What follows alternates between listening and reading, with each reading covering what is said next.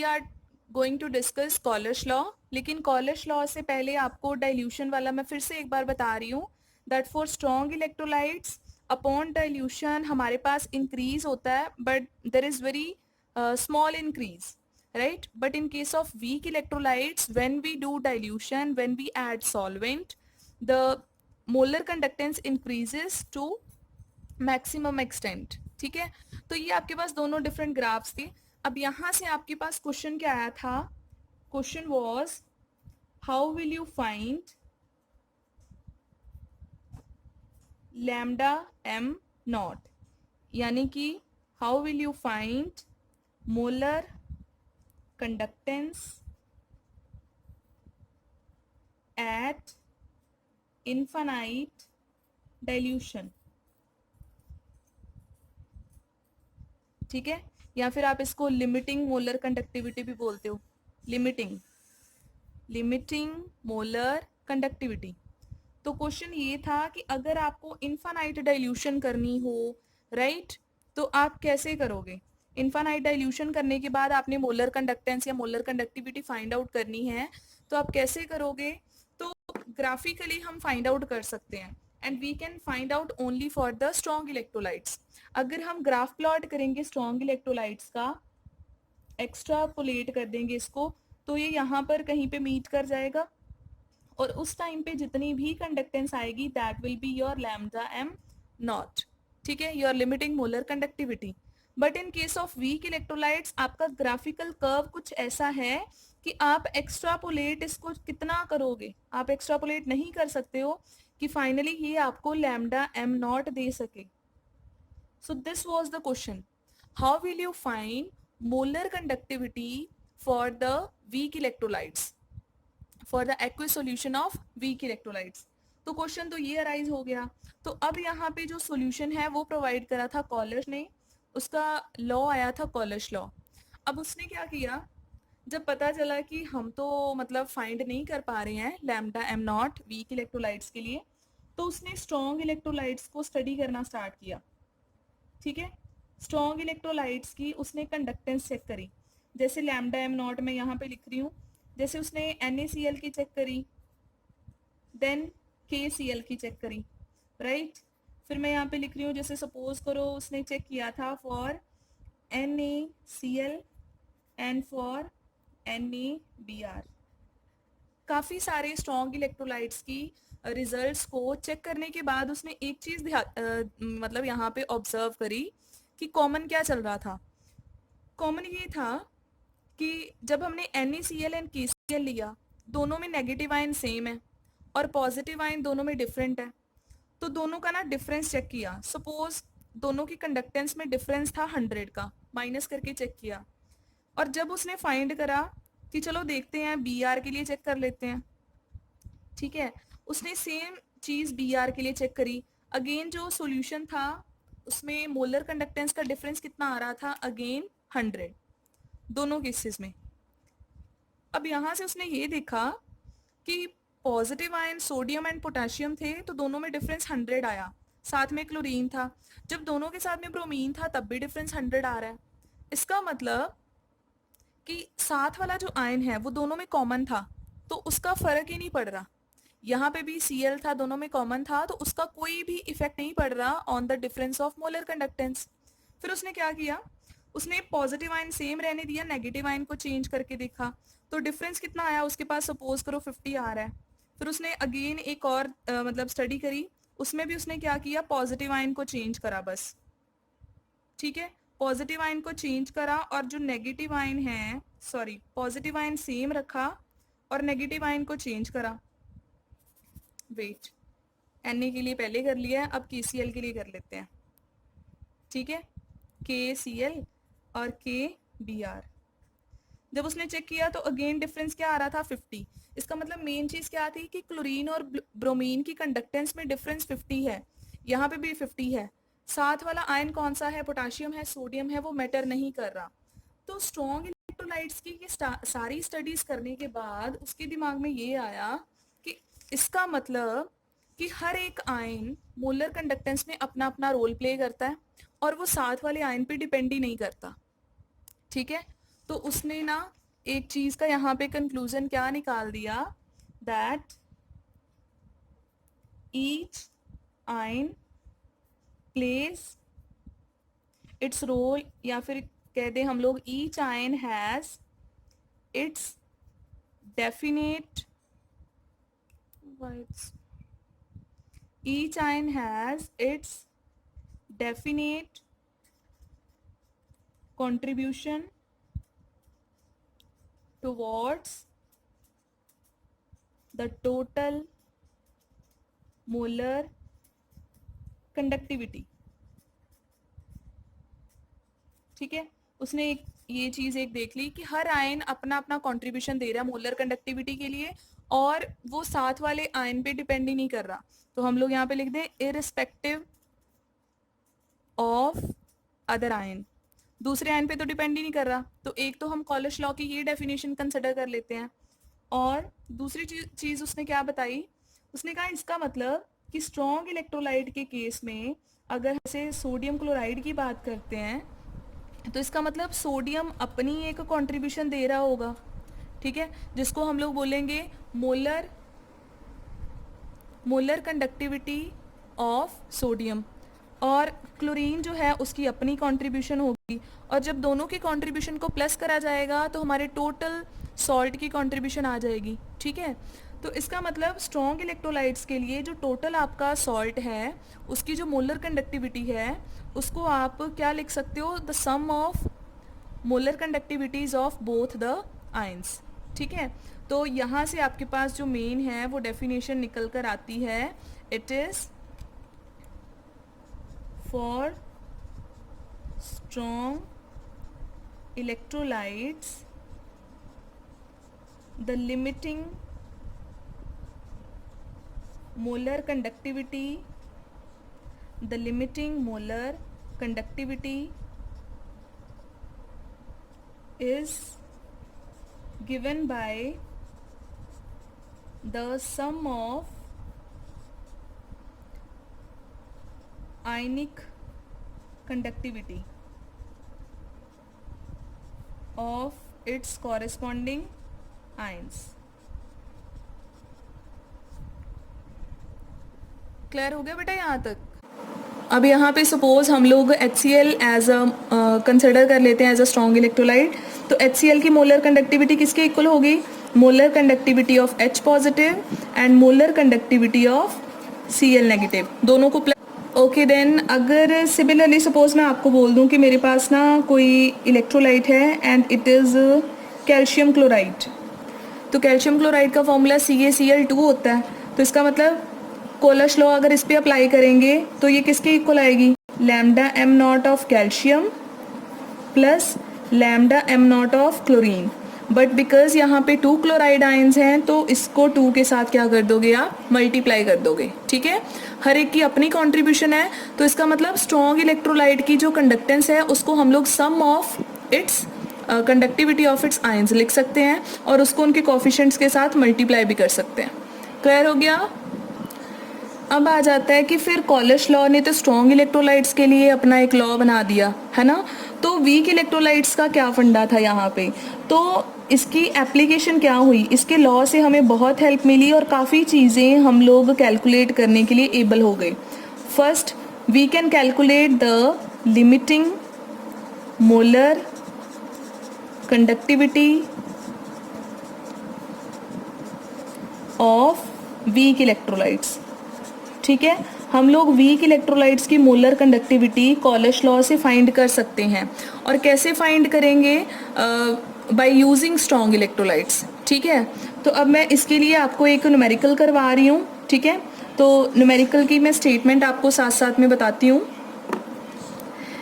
Numerical है आपका बच्चे, calculate molar conductance eight infinite dilution for acetic acid, calculate molar conductance of acetic acid, ठीक है। आपने ये फाइंड करना है, molar conductance of acetic acid. अब एसिटिक एसिड आपको पता है वीक इलेक्ट्रोलाइट है, तो ग्राफिकली तो निकलेगा नहीं, ठीक है, ये फाइंड करनी है। एंड आपको गिवन क्या है, गिवन है आपके पास molar conductance of HCl। HCl की कंडक्टेंस कितनी बता रखी है, 425। यूनिट्स क्या हैं, ohm inverse, centimetre square, mole inverse, right. Then आपको और किसकी बता रखी है, सोडियम क्लोराइड की बता रखी है, उसकी है 188। और एक आपको बता रखी है सोडियम एसीटेट की। ये मैं न्यूमेरिकल से डाटा उठा रही हूँ, ठीक है।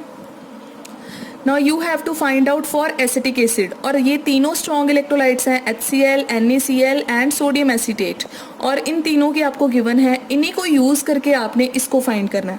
अब हम लगाएंगे कॉलश लॉ। कॉलश लॉ बेटा जब हम तीनों पे अप्लाई करेंगे तो हमारे पास से क्या रिजल्ट आएगा, सॉल्व कैसे करेंगे इसको।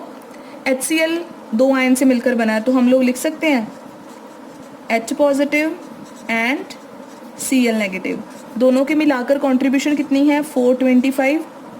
फिर हम NaCl पे भी यही लॉ लगा देंगे, Na positive and Cl negative, दोनों की कंट्रीब्यूशन कितनी है, 188। देन आ जाएगा सोडियम एसीटेट। तो सोडियम एसीटेट में एक तो हो गया आपका एसीटेट आयन और एक हो गया आपका सोडियम आयन, दोनों की कंट्रीब्यूशन कितनी है मिलाकर 96।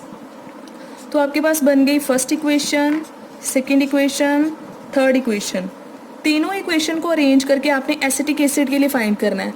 अब आपको पता है एसिटिक एसिड में 2 आयन्स हैं, एक तो एसीटेट है और एक H पॉजिटिव है। तो हम क्या करेंगे कि इन दोनों को प्लस करना चाहिए, फर्स्ट एंड थर्ड इक्वेशन को प्लस कर दें। जब फर्स्ट एंड थर्ड को प्लस करेंगे तो इन दोनों को मिलाकर तो सोडियम एसीटेट बन जाएगा और इन दोनों को मिलाकर तो क्या बन जाएगा, NaCl, ठीक है। तो इसका मतलब हमारे पास सॉल्यूशन कैसे निकलेगा, हमें फर्स्ट और सेकंड को प्लस करना पड़ेगा, ठीक है। तो जब हम फर्स्ट और सेकंड को प्लस करेंगे तो हमारे पास क्या बनेगा, मोलर कंडक्टेंस एक तरफ बन जाएगी हमारी एसिटिक एसिड की प्लस NaCl, इन दोनों को मिलाकर हमारी कंडक्टेंस किसकी आ जाएगी, NaCl की। तो दोनों को प्लस कर दें, 425 प्लस 96 कितना आ जाएगा, 521। यहाँ तक क्लियर हो गया। अब फर्स्ट और थर्ड को तो प्लस किया था, लेकिन सेकंड इक्वेशन को माइनस कर दें, फिर NaCl बीच में से रिमूव हो जाएगा। तो अब आप क्या करोगे, आप नेक्स्ट के लिए आप क्या करोगे यहाँ पे, अब आप जो आपके पास इक्वेशन आई है उसमें से 1 + 3 जो आई थी उसमें से 2 को क्या कर दोगे, माइनस, ठीक है। जब आप माइनस करोगे तो मैं लिख रही हूँ यहाँ पे इक्वेशन क्या थी, 1 और 3 को प्लस करके आई थी जो, वो थी आपके पास 521। और जो आपके पास सेकंड इक्वेशन है वो क्या है, इसको NaCl ही लिख लें दोनों को। NaCl का अकेले का कितना है, इट इज़ 188।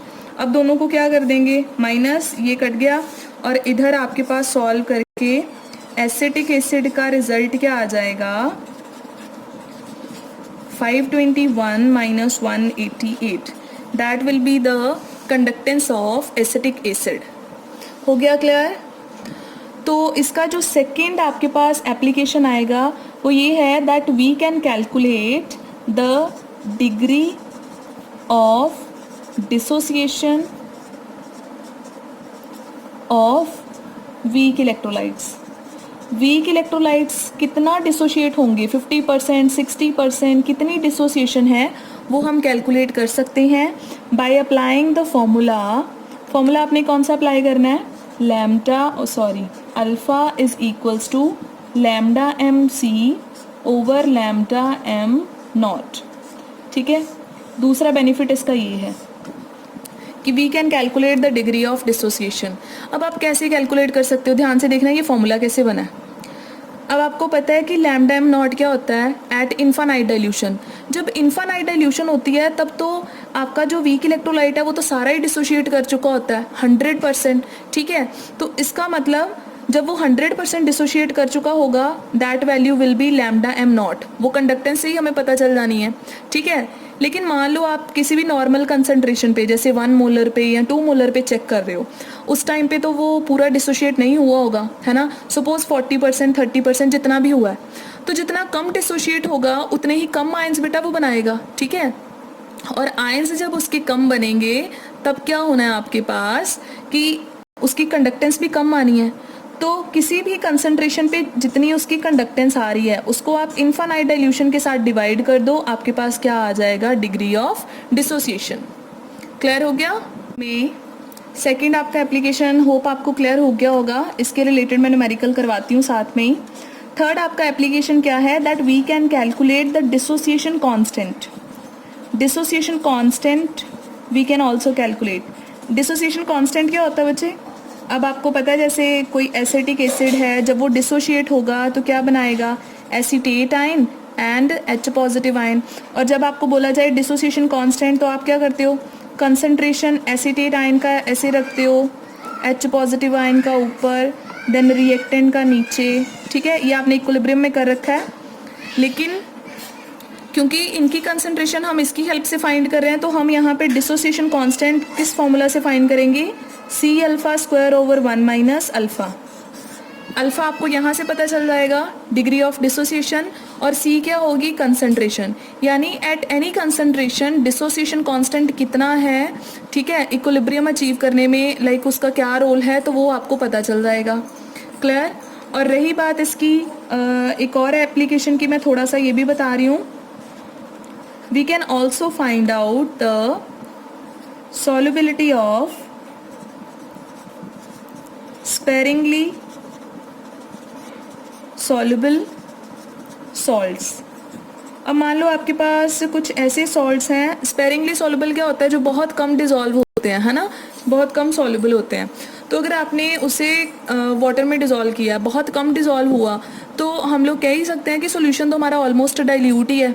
हम इनफाइनाइट डाइल्यूशन वाला कॉन्सेप्ट वहाँ पे लगा सकते हैं, क्योंकि सॉल्ट तो बहुत कम डिजॉल्व होगा, और जितना वो डिजॉल्व होगा उतनी कंसंट्रेशन आ जाएगी सोल्यूशन की, उतनी ही मोलैरिटी आ जाएगी।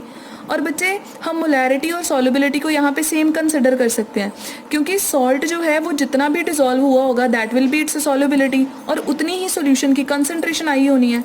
तो इसका मतलब हम यहाँ पे लिख सकते हैं lambda m nought is equals to k into 1000 divided by molarity की जगह पे क्या लिख देंगे हम लोग, सॉल्युबिलिटी। तो इस इक्वेशन से हमें सॉल्युबिलिटी ऑफ एनी सॉल्ट भी जो है वो पता चल सकता है। क्लियर हो गया आपको यहाँ तक? So these all are the applications of Kohlrausch law. तो इन एप्लीकेशन के बेसिस पे मेन आपको यहाँ तक इम्पॉर्टेंट है। तो मैं एक न्यूमेरिकल आपको और करवा देती हूँ। So here we have the statement, मैं रीड कर देती हूँ अगर आपको देखने में प्रॉब्लम आ रही है तो। So the statement is, yes, the statement is the conductivity of 0.001028 molar acetic acid is this। यानी आपको कंसंट्रेशन भी दे रखी है एंड कंडक्टिविटी जो है वो भी दे रखी है। कंडक्टिविटी क्या होती है बेटा, K, तो K कितना दे रखा है, 4.95 इंटू 10⁻⁻5 साइमन मीटर इनवर्स, ठीक है। एंड कंसंट्रेशन भी आपको दे रखी है, कंसंट्रेशन कितनी है, कंसंट्रेशन मीन्स मोलैरिटी, ठीक है, मोलर बता रखा है, तो मोलैरिटी आपको गिवन है 0.001028 molar. Clear? Calculate its dissociation constant, यानी के आपने कैलकुलेट करना है। If lambda m not for acetic acid, lambda m not for acetic acid is 390.5। तो ये है आपका डाटा जो आपको न्यूमेरिकल में दे रखा है। अब आपने फाइंड करना है डिसोसिएशन कांस्टेंट। तो कैसे फाइंड करोगे?